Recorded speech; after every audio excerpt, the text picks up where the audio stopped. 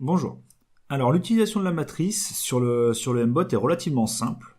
On commence à chaque fois par le mbot generate code, car on veut qu'il soit autonome.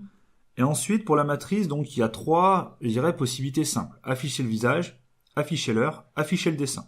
Alors dans notre cas, on va prendre afficher le dessin, parce que c'est le plus facile à mettre en œuvre.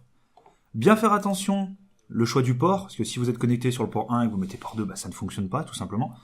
Le dessiner en X et Y ne nous intéresse pas, et donc on va se rendre dans motif. Donc dans motif, donc on se met sur port 1. Dans motif, vous avez deux motifs prédéfinis. Donc smiley pas content, smiley content, excusez-moi, et smiley content mais à l'envers. Donc je ne sais pas, peut-être pas content. Donc par exemple, si on veut smiley, et puis on peut tout annuler. Donc on fait le smiley, on fait valider, on téléverse, et donc là, dès qu'on démarrera le mbot, sans aucune condition, directement sur la matrice, il y a le smiley qui s'affichera.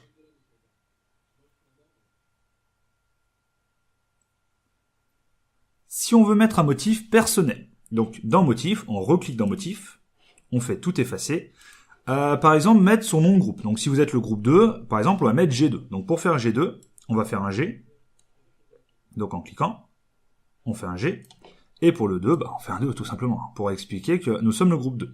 Une fois notre groupe 2 fait, et si on est satisfait, on fait valider.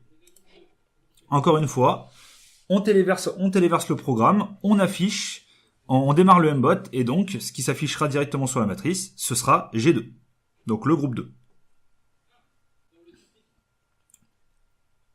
Après, si l'on désire par exemple faire clignoter G2, donc tout simplement, alors c'est un exemple parmi tant d'autres, mais on va mettre répéter indéfiniment, on va dupliquer notre dessin, à la place de motif, on va enlever G2, donc on va l'effacer pour avoir quelque chose de vierge.